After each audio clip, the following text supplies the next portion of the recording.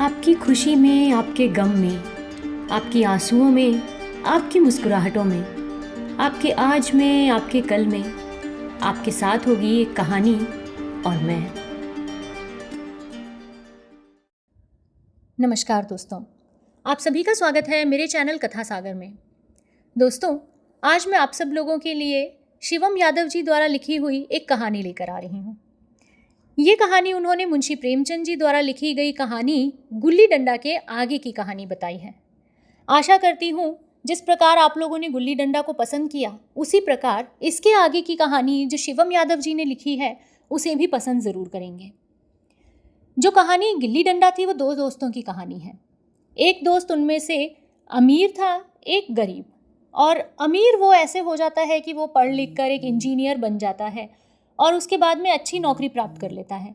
लेकिन उसी के साथ में खेलने वाला दूसरा दोस्त वहीं गांव में अपनी उसी स्थिति में रह जाता है। तो चलिए इस अगली कहानी को शुरू करें। उससे पहले आप लोगों से मैं एक और बात साझा करना चाहती हूँ। शिवम यादव जी जो हमारे बहुत ही पुराने श्रोताओं में से एक हैं, उन्होंने अपनी पहले भी कई कहानियाँ हमें पढ़ने के लिए और वाचन करने के लिए दी हैं। आप लोगों ने उन कहानियों को पसंद भी किया है। उन्हीं के द्वारा लिखी हुई एक बुक है द प्रिंस ऑफ इमोशंस, जो अमेज़ॉन पे अवेलेबल है। इस पुस्तक में शिवम यादव जी ने कई ऐसी इमोशनल कहानियों का जिक्र किया है जो शायद हमें अपने उन बचपन के इमोशंस से वापस कनेक्ट करने में मदद करेंगी, जिन्हें शायद हम उस तरीके से नहीं सोच पाते हैं। मेरी सभी श्रोताओं से विनती है, जिनको वाचन का शौक है या जो किताबों के साथ में दोस्ती बनाए रखना चाहते हैं, वो शिवम यादव जी द्वारा लिखी हुई ये पुस्तक भी ज़रूर पढ़ें। आइए अब हम आज की कहानी पे चलते हैं। अच्छा, अब अपना नाम बता देता हूँ। कब से मैं सुनते सुनते आपका कान पक गया होगा। मैं यानी झिंगुर सिंह और गया यानी हथौड़ी सिंह। वैसे हथौड़ी मुझसे कम दर्जे की जात वाला व्यक्ति है, लेकिन मैं उसके नाम के पीछे सिंह लगाकर बोलता हूँ। इसका कारण ये है कि मेरे जैसे सिंह के साथ खेल कूद कर बड़ा होने वाला व्यक्ति सिंह नहीं तो क्या सियार होगा। संगत से गुण होता है, ये दोहा तो आपने ज़रूर सुना होगा। बाकी अब और कारण शेष नहीं जिसे बताऊं कि क्यों मैं हथौड़ी को हथौड़ी सिंह कहता हूँ। खैर, दोनों में गुल्ली डंडा का एक सीधा मुकाबला हुए बिना मेरा दिल नहीं मानता है कि वो मुझे भी पदा लेगा। हालांकि मैंने देखा था कि उस दिन वो कैसे प्रवीण खिलाड़ी की तरह सबको पदा रहा था, लेकिन जिन लोगों को वो पदा रहा था वो होंगे ऐरे गहरे लप्पू खिलाड़ी। अरे हमारे सामने उसकी हैसियत ही क्या है। दफ्तर में अपने से बड़े हाकिमों को अपनी लोक बुद्धि से क्या नहीं पदाया है। यहाँ पदाने का मतलब उनकी हेकड़ी भी मेरे सामने दुम हिलाते हुए कू कू कू बोलने लगती है। मेरे जैसे और भी जूनियर अफसर हैं इस महकमे में जो कान पूछ गिराए रहते हैं, लेकिन सीनियर साहब उन पर ऐसा चढ़ा रहता है जैसे मजदूर के ऊपर वो मजदूरी अदा करने वाला मालिक सीना ताने रहता है। इन सब बातों से मुझे क्यों गम या सबा हो। ये उन कमज़ोरों की बातें हैं जो गुलामी के लिए पैदा हुए हैं। कोई ज़रा अपने को सीनियरिटी का रौब वाली आंख दिखा दे तो मानूं। हैं? मुझे पदाएंगे? ये हथौड़िया को मील भर से कम न पदाया तो हम भी तहसीलदार नहीं। आपको बता दें कि इधर पुरानी नौकरी छोड़ के हम तहसीलदारी करने लगे हैं। महीने भर इसी ख्याल में डूबा रहा। दफ्तर में मन नहीं लगता था। दोपहर बाद तो कभी घंटे भर में ही ऑफिसर क्वार्टर लौट जाता था। ये बात ऊपर के साहबों तक भी पहुंच गई थी, लेकिन कौन है जो आकर बोलता कि mister Jhingur, you are not doing well. अब आपको ये भी बता दूं कि मुझे कोई कुछ क्यों नहीं कहता। अंग्रेज साहब डंकी और उनकी फूल जैसी गुलदस्ती बेगम हमारी मुरीद थी। इसी डंकी ने पिछले साल एक बार मेरे ऊपर कार्रवाई बिठा दी थी। कार्रवाई मतलब विभागीय जांच। सोमवार को डाक से कागज़ तहसील आई और मंगलवार को उनकी मिसेज जी रूठ गई। अरे इंग्लैंड वापस जा रही थी। साहब आकर मुझसे रोने लगा और बोला, तुम हमारा घर बचा लो जेंटलमैन, हम तुम्हारा प्रमोशन करवा देगा। पहले मैंने उनकी तरफ देखा भी नहीं। ज़िले का कलेक्टर था डंकी, ऊपर से अंग्रेज ठहरा। पर होंगे कोई भी, हम भी ठाकुर झिंगुर सिंह हैं। हम किसी से नहीं दबता, कोई हमको पदाएगा। लेकिन जाने क्यों बुधवार को मैंने अंग्रेज साहब को माफ़ कर दिया और बृहस्पतिवार को हम नायब तहसीलदार से तहसीलदार बन गए। मेरे बारे में बताने को बहुत कुछ है, एक मोटा ग्रंथ रोज लिखते लिखते थक जाओगे, लेकिन अपनी यश और माया लीला खत्म नहीं होगी। खैर, आपको गुल्ली डंडा वाली लीला बताऊं तो ज्यादा ठीक रहेगा। 1 महीने की छुट्टी लिखा कलेक्टर को और चल दिया गांव में हथौड़ी सिंह से मुकाबला करने।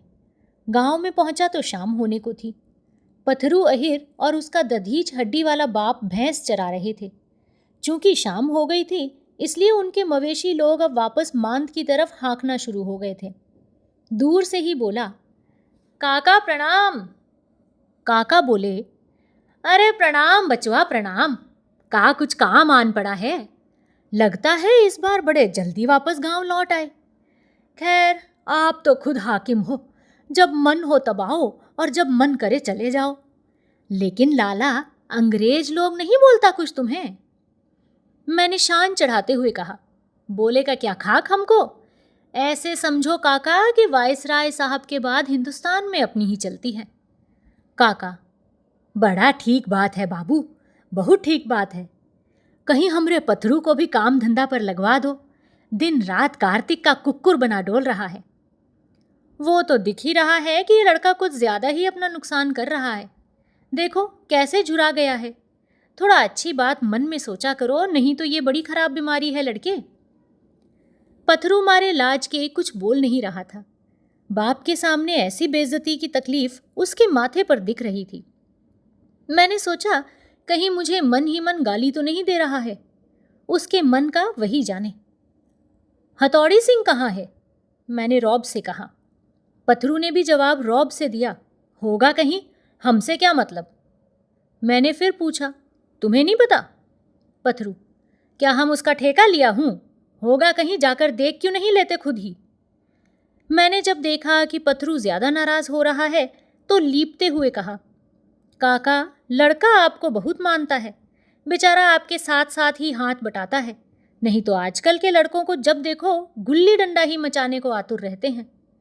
ये प्रशंसा सुनकर काका के पोपुल मुंह पर मुस्कान की कुछ रेखाएं आ गईं। लड़का रोज भले ही कितने कुपंथ का काम करता हो, लेकिन भला कौन बाप नहीं चाहता कि जग उसके पुत्र की गाथा गाकर सुनाए। ऐसा सोचना कोई अपराध भी नहीं। इसीलिए तो बनरा मुंह ले काका बोले, सच कहते हो झिंगुर बेटा, लड़का मेरा हीरा है। जरा महादेव का लड़का हथौड़ी को तो देखो, उम्र बाप का है, लेकिन अभी तक छोटे छोटे चूजों को लेकर या तो गुल्ली डंडा खेलेगा या गोली खेलेगा। मैंने मन का भाव दबाते हुए कहा, नालायक है, और क्या ही करेगा। अच्छा, अभी वो कहाँ मिलेगा? काका ने फिर मस्का मुंह से पूछा, क्यों, आपको भी खेलना है क्या? अरे नहीं नहीं काका, मैं गुल्ली डंडा खेलूंगा, आप भी न काका। बहुत ही दुष्ट बूढ़ा है ये, कौन ज्यादा मुंह लगे, इसलिए ये सब बोलते चालते काका से विदा लिया और पहुंच गया सीधा हथौड़ी के पास। लेकिन ये क्या, मुझे देखते ही उसका रंग सफ़ेद पड़ गया। मैं सूट बूट वाला साहब और वो 2 फटे चिटे कपड़े वाला कालू गलूटा। उसके मुख का सफ़ेद क्यों हो गया ये वही जाने। शायद तुलना के कारण ये भाव हुए होंगे। न हाल न चाल। मैंने ताव से पूछा, तो तुम पिछली बार के खेल में मुझसे मजाक कर रहे थे ना? तुम जानबूझकर क्यों हार रहे थे, बोलो? क्या तुम अपने को बड़ा उदार दानी समझते हो? क्या तुम सचमुच का पूरा ताकत और जोश में खेलते तो मैं हार जाता तुमसे? कदापि नहीं। तुम्हारा यही भ्रम तोड़ने आया हूं। अब हथौड़ी का मुंह और सफ़ेद हो रहा था। उसने डरते हुए मुंह खोला। ये सब क्या कर रहे हो दोस्त? वास्तव में तुम मंजे हुए खिलाड़ी हो। इन सब बातों में तुम कहाँ पड़ गए? साहब वाहब लोग गुल्ली फुल्ली की बात करें, ये तो शोभा नहीं देता। मैंने और चढ़ते हुए कहा, अच्छा बच्चू, बहुत साझा बनते हो। मुझे बच्चों की तरह बहला रहा है। युद्ध तो युद्ध होता है, चाहे वो पानीपत का मैदान हो या तुम्हारे हमारे बीच का गुल्ली डंडा में छिड़ा संग्राम हो। यूं समझ लो कि पिछली बार का एहसान चुकाने आया हूं। ना केवल एहसान चुकाने, बल्कि तुम्हें अवगत कराने आया हूं कि ठाकुर झिंगुर सिंह कभी हार नहीं सकता, किसी भी खेल में, ना किसी मैदान में। ये भ्रम तोड़ लो कि तुमने मुझे जितवाया है। हथौड़ी ने इस बार आराम से कहा, मुझे तो भ्रम है भी नहीं। क्या भ्रम नहीं है? यही कि तुम मुझसे श्रेष्ठ हो। धरती तो क्या, तुम भगवान के यहाँ से भी श्रेष्ठ बनकर आए थे। मैं जातिवादी नहीं हूँ भाई। उसके काजोर और अछूत जाति के शोभ को कम करते हुए मैंने कहा, बस तू गोल गोल बात को मत घुमा, हो जाए मुकाबला, एक सच्ची मुच्ची वाला युद्ध। हथौड़ी, तुम्हें हो क्या गया है? ये सब तुम क्यों कर रहे हो? मालूम पड़ता है इसी धुन में महीनों से नहीं सोए हो। ऐसा ही समझ ले तू, जब से मुझे एहसास हुआ है कि तूने मुझे जानबूझकर जितवाया था, तब से लेकर आज तक चैन का हवा भीतर नहीं जाने दिया हूँ। न खाता हूँ न सोता हूँ, इतना ही नहीं काम पर भी जी नहीं लगता। हथौड़ी, क्या तू पगला गया है? भला गुल्ली डंडा में भी कोई बात है जो आदमी इतना कष्ट उठाते फिरे? खेल तो मनुष्य के मनोरंजन के लिए बनाए गए हैं, बावला कहीं का। मैंने देखा कि शिकार इतनी आसानी से हाथ में नहीं आने वाला है, तो खींच कर कहा, बावला ही समझ और कल के लिए तैयार हो जा। 2 मील से कम पदाया तो मेरा नाम भी झिंगुर सिंह नहीं। हथौड़ी ने बहाना बनाते हुए कहा, कल तो मुझे घमई जादव के यहाँ रस पेरना है, कल की तो फुर्सत नहीं है भाई। फुर्सत नहीं है कैसे? मैंने क्रोध से कहा। हथौड़ी, क्या तुम्हारी तरह नवाब हूँ? काम न करूँगा तो खाऊंगा कैसे? तुम्हारा क्या है, जब मन हो तफरी करते हो। मैंने उसकी बात का जवाब देते हुए कहा, तेरा 1 साल का कुल कितना खर्च आता है? हथौड़ी, तुम्हें इससे क्या कि कितना आता है? क्या तुम मेरा सुख दुख देखोगे? देख लूँगा, तू बोल तो सही कितना है। हथौड़ी, अच्छा ये दिल्लगी छोड़ो भाई, सांझ हो रही है, घर चलता हूँ मैं। गाय बछरू को पानी पिलाकर अंदर भी तो करना है। अब की मैंने और ज़्यादा क्रोध से कहा, खबरदार जो एक कदम भी आगे बढ़ाया तो हाथ पैर तोड़ दूंगा। हथौड़ी, बस हो गया ना दोस्त से दोस्ती। तुम लोग सिर्फ अपना ही समझते हो, दूसरे तो तुम्हारे लिए वस्तु हैं। जो बात माने तो ठीक, नहीं तो तुम्हारी लात और बात का जुल्म तैयार, तुरंत हाजिर रहता है। ये कहते हुए हथौड़ी रुआंसा हो गया तो मेरा दिल भी कुछ पसीज गया और बोला, ऐसा नहीं है रे, तू तो समझता ही नहीं। मैं तेरा भाई नहीं तो क्या भाई जैसा नहीं हूँ? मैंने कभी जात पात देखा क्या? बोल, तू ही बता। हथौड़ी, देखो बाबू, तुम्हारा साथी बाराती बनने का हमें कोई शौक नहीं है। तुम लोग का क्या भरोसा कि कब गरम तो कब नरम। अच्छा ठीक है, बुरा मत मान, मैं तो तेरे लिए कपड़े लाया था, ज़रा देख तो कैसा लगता है तेरे पर। उसने कहा, मैं नहीं लूँगा, तू रख अपना अपने पास। ये कहते हुए वो गांव की तरफ जाने लगा तो मैंने उसका हाथ पकड़ लिया और बोला, तुम्हें मेरी कसम है, सोच ले साथ में पला बड़ा है हम दोनों, तुझे खेलना होगा। किसी तरह जब वो कसम देने के कारण कमज़ोर हो गया तो मैंने चालाकी से कल सुबह ही गुल्ली डंडा लेकर तैयार रहने का इंतज़ाम कर दिया और इस तरह बात पक्की हो गई। जैसे तैसे रात कटी, आंखों में रह रहकर गुल्ली आकर लड़ती और फिर डंडा ऊपर से पड़ता। नींद आज भी ख्वाहिश बनी रही। तड़के मुंह धोया, दातुन किया और थोड़ा गुड़ के साथ जल लिया। फिर घर घर जाकर फेरी लगाते हुए न्योता देने लगा। सबको आना है, मेरे और हथौड़ी के बीच लड़ाई है, सबको आना है, सबको। गोबर चचा ने पूछा, क्या कोई पंचायत करना है? कुछ जर जमीन का विवाद है? उन लोगों के अंदर कब से इतनी हिम्मत हो गई है जो आपको दिक करने लगे हैं? मैंने प्रेम से कहा, ना चचा, जमीन का नहीं, गुल्ली डंडा का लड़ाई है। गोबर चचा, जा मर्दे, क्या मजाक कर रहे हैं? मैंने सुना है तहसीलदार हो गए हैं आप, फिर ये सब बचपना। युद्ध तो युद्ध होता है चचा, आज वो भी देखेगा कि हम कौन से खिलाड़ी हैं। चचा को लगा कि मैं खिसक गया हूँ, इसलिए अपना पिंड छुड़ाने के लिए उन्होंने आने की हामी भर दी और मैं घर घर बोलता हुआ बसंती के घर पहुंचा। वो मुझे देखकर शर्मा गई बेचारी, हाथ में गोबर लगाए थी, शायद उपले पात लौटी थी। प्रेमी की नज़र पड़ते भला कौन देश की नारी नहीं लजाती है। वही उपक्रम हमारी हृदयांशी भी कर रही थी। बड़ी बड़ी आंखें हैं, ज़्यादा सुंदर तो नहीं है, लेकिन जब प्रेम हो जाता है तो भला भला ही सब लगता है। एक आध दिन भी नहीं हुआ है जब वो मुझे खराब लगी हो। अरे सुन, आ जाना तू भी, समझी? मैंने प्यार से बोला। बसंती ने लाल आंखें उठाकर जवाब दिया, कहाँ आ जाना है, क्या कर रहे हो? मैंने जब देखा कि अर्थ का अनर्थ हो रहा है तो उसको सारा वृतांत कह सुनाया तो वो हंसकर बोली, पगलू, अभी भी लड़का बने हो, लोग सुनेंगे तो हंसेंगे। इस पगलू शब्द में कितना अपनापन है। कभी पूछा तो नहीं कि तू भी हमको कुछ समझती है कि नहीं, लेकिन कोई किसी को पगला ऐसे थोड़ी बोलता है। ये शब्द तो पराकाष्ठा है प्रेम की, अधिकार की और भी बहुत कुछ की। बात को और स्पष्ट करते हुए मैंने फिर बोला, ए बसंती, तुम्हारी महतारी से भी आने को कहा है, आना उन्हीं के संग लड़ाई देखने। न आई तुम तो ठीक न होगा, मेरे विजय का साक्षी तुमको भी बनना है। उसने हंसते हुए गोबर का पलड़ा उठाया और घर के अंदर की तरफ जाने को हुई तो मैंने उससे फिर कहा, मजाक मत समझना बसंती, आना ज़रूर। अगले दिन सूर्यदेव के निकलते ही युद्ध शुरू हो गया। आज हथौड़ी के हाव भाव बदले थे। मालूम पड़ता है कि कोई आत्मविश्वास से भरा हुआ योद्धा संग्राम में आया है। उसके तेवर देख एक बार मैं भी विचलित हो गया, लेकिन फिर सोचा कि इसकी क्या मजाल है कि मेरे सामने टिक पाएगा। उधर पूरा गांव हू हू कर रहा था। कुछ मनचले लड़के भी न जाने कहां से आ गए थे।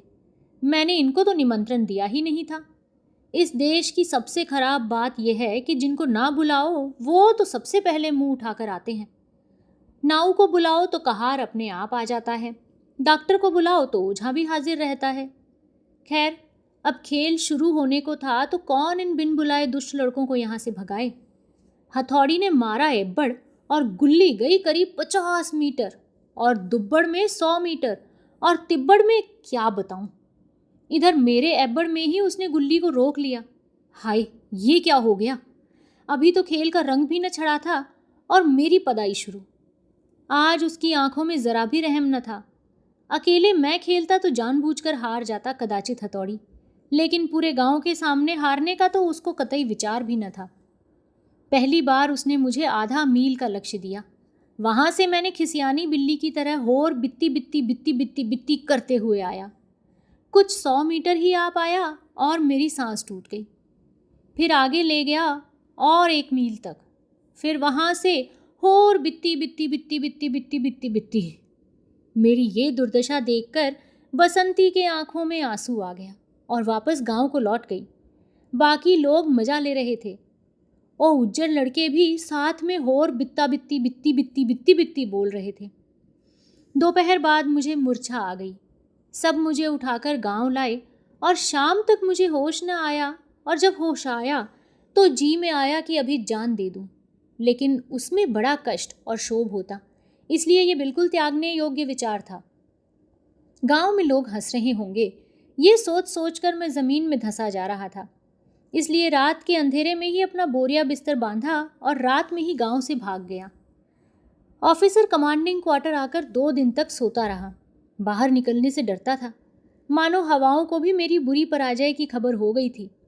वो जब साए साए करती हुई निकलती तो लगता उनमें बसंती की ये आवाज़ें आती हैं, बस हो गया ना, या कुछ और करतबबाजी दिखाना बाकी है। फिर वो कहती, नहीं नहीं, आओ कुछ और भी गुण दिखाओ। इस बार गांव ही नहीं पूरे जिले भर के लोगों को बुला लेना, सब साथ साथ ताली बजाएंगे। मैं चिल्लाने लगा, तू क्या समझती है? वो बोलती, समझ लिया जो समझना था मुझे, तुमको बस शेख ही भगारनी आती है और कुछ नहीं। आदमी गुल्ली डंडा का मार सह सकता है, लेकिन जिससे प्रेम करता हो उसके ताने इतना घाव, इतना पीड़ा देते हैं कि पूछो नहीं। दिमाग कुछ खिसक गया था, जिसके कारण भ्रमवश लगता कि वो पास आ गई है, वो मेरा मजाक उड़ा रही है। मैं फिर कहता, अब बस भी कर बसंती, क्या जान ही लेगी क्या? वो कहती, युद्ध में पीठ दिखाकर भागे हुए झिंगुर सिंह, अब तुम और कर ही क्या सकते हो, जाओ मर ही जाओ। पर उतनी हिम्मत तुम में कहाँ है? लेकिन मरने की हिम्मत मुझ में नहीं है, वो सच ही तो कहती है। मैं असंख्य पीड़ा सह सकता हूँ, लेकिन अनंत काल जीने का ख्वाब कभी नहीं त्याग सकता हूँ। शायद आत्महत्या करना मजबूत हृदय के लोगों का काम होता होगा। इतना तो पक्का है कि कायर इसे नहीं कर सकते। वो पीड़ा क्या कोई ऐसे झेल लेता होगा? नस नस के पोर पोर से जान निकलता है, तब जाकर आदमी मरता होगा। जब ये व्यंग्य की आभासी आवाज़ें बहुत बढ़ गईं, तो वापस काम पर लौटने का निश्चय किया। शायद वहाँ दिल बहल जाए। लेकिन ये क्या, कार्यालय के हर वादी फरियादी में या तो गुल्ली दिखता या तो डंडा। अगर कोई औरत दिख जाती तो उसमें बसंती का चेहरा दिखता और उसकी वही निष्ठुर व्यंग्यात्मक हंसी। एक दिन कार्यालय में बैठा हुआ था। राजस्व मुकदमे की कार्रवाई चल रही थी। दोनों ओर के वादी तथा प्रतिवादियों के बीच जुबानी जंग चल रहा था और मैं जनाब खोया हुआ था। अचानक मुझे प्रतिवादी युवा वकील में हथौड़ी का आभास हुआ। मैं सब कुछ भूल कर उस पर सांड की तरह टूट पड़ा। सब लोग समझ नहीं पा रहे थे कि ये क्या हो रहा है। आखिर में पुलिस आई और उसकी जान बची। जिले कलेक्टर डंकी का तबादला हो गया था और उनकी जगह नए साहब क्रूज का पदस्थापन हो गया था। साहब नया युवक था, शायद स्कॉटिश था। उसमें काम और कायदे कानून को लेकर बड़ी सख्ती थी। उसने तुरंत इस घटना के संबंध में अपर जिला कलेक्टर के नेतृत्व में जांच कमेटी गठित कर दी। पूरा महकमा मेरे पीछे पड़ गया और अंत में मुझे पहले निलंबित करते हुए प्रतीक्षा करने को कहा गया और फिर कोई महीने भर बाद में सेवा से ही निकाल दिया गया। जिस साहब को मैंने विलायती देश इंग्लैंड में 4 साल में पढ़कर प्राप्त किया था, वो गुल्ली डंडा सब चली गई। गांव में इसकी सूचना पहुंचती तो लोग क्या कहते, इसलिए मैं गांव नहीं गया। बनारस के घाटों पर घूम रहा था। फिर मुझे पंडा बनने का काम सबसे अच्छा लगा। खुद को ब्राह्मण घोषित करके मैंने पंडा वाला काम शुरू किया। धीरे धीरे भात नामी बाबा बन गया। लोग आशीर्वाद को भीड़ में आते हैं। इस घटना को आज 10 वर्ष बीत गए। जब मैं बनारस आया था तो कोई 70 किलो का रहा होऊंगा, लेकिन जाने कौन सा सुख मिल रहा है इस काम में कि आज हम करीब 1 कुंतल 20 किलो के हो गए हैं। कोई पुराना आदमी मुझे क्यों ही पहचानेंगे कि मैं कौन हूँ। बड़ी बड़ी दाढ़ी, मुंह पे चंदन का लेप, तहसीलदारी में ओठ आठ कहाँ था। उस दिन शाम की आरती होने में कोई आधा घंटा का वक्त था। बनारस की शाम, आहा, दिन में कितनी भी तकलीफ में जिया हो कोई, लेकिन शाम को कोई बनारसी दुखी नहीं रहता है। अचानक मेरी नज़र बसंती जैसी किसी औरत पर पड़ी। हाँ, 10 सालों से अब वो युवती से औरत बन गई है। नहीं नहीं, वो नहीं है, मन में बुदबुदाया। और ये बगल में हथौड़ी क्या कर रहा है? उसके हाथ में ये किसका बच्चा है? दोनों कहीं, अरे नहीं नहीं, बसंती और हथौड़ी से ब्याह करेगी? अरे ना ना। दोनों पास आकर बैठ गए। इतना तो पक्का था कि उन दोनों ने मुझे नहीं पहचाना। एक बात और मुझे उनके पास आ जाने पर पक्की हो गई थी कि उन दोनों ने ब्याह कर लिया था। शायद उसकी विजय से बसंती प्रभावित हो गई होगी, पता नहीं। पीड़ा से शरीर के मत्थे तक दुख जा रहा था। बाबा, हमारा बच्चा बहुत बीमार रहता है। पास आकर बसंती बोली। बाबा, ओ बाबा, उसने फिर से आवाज़ दी। मैं चुप रहा। फिर बसंती ने आवाज़ दी तो बोला, सब कर्मों का फल है बेटा। हथौड़ी, हमने किसी का क्या बिगाड़ा है बाबा? मैंने उसे डांटते हुए कहा, मूर्ख, संतों के पास आकर भी नौटंकी करता है। ये कमंडल देख रहा है, इसमें जल भी है। यहाँ तुम दोनों के अतीत का चित्र चल रहा है। बसंती, हमें तो कुछ समझ नहीं आ रहा कि आप क्या कह रहे हैं। ये सब एक मनुष्य के श्राप का फल है। एक महर्षि जो तुम्हारे गांव से दुखी लौटा था, तुम्हारे इस पति ने उसे गुल्ली डंडा में हराया था। क्या नाम भी बताना पड़ेगा? हथौड़ी, बाबा, वो तो एक खेल भर था। उसने ही जिद किया था खेलने का। इसमें मेरा क्या दोष? खेल में कोई हारता है तो कोई जीतता है। मैंने तो एक बार भी नहीं हंसा था। वहीं रातों रात घर छोड़कर जाने कहाँ गायब हो गया था। उसकी दोस्ती का कसम, मैंने उसे बहुत खोजा पर वो मिला नहीं। ये कौन सी दोस्ती है जो तूने उसके ही प्रेम से उसके पीठ पीछे विवाह कर लिया? अरे नीच कुपंथी, तू अभी भी खुद को उसका मित्र कहता है। हथौड़ी, हाँ कहता हूँ बाबा, पूरा जीवन कहता रहूँगा। और शादी करने की जिद मैंने नहीं, बसंती ने की थी। वही कह रही थी कि मुझ में वो झिंगुर की छवि देखेगी। झिंगुर का इसने 5 बरस इंतज़ार किया, लेकिन वो नहीं आया। फिर लोक लाज भी तो कुछ निभाना था। मेरा हृदय अंदर कोसने लगा। मैंने बसंती को क्या समझा और वो तो देवी निकली। मेरा 5 बरस तक अगोराई किया। हे राम, ये गुल्ली डंडा के चक्कर में मैंने क्या अनर्थ कर दिया। मन में फिर बसंती को पाने का अरमान जागा, लेकिन शायद बड़ा दुरूह कार्य था। अब वो जान भी जाए कि उसका झिंगुर मैं ही हूँ तो भी शायद नहीं लौटेगी। मेरे नेत्रों से जल टपकने लगा। बसंती ने मुझे रुआंसा होता हुआ देखकर पूछा, बाबा, आप हमारे दुख के लिए क्यों रोते हो? मेरा लड़का बचेगा भी या नहीं, बस इतना बता दो। मेरे हृदय में बसंती को फिर से अपना बनाने का उपाय सूझा और बोला, उपाय बड़ा टेढ़ा है, शायद तू कर ना पाएगी।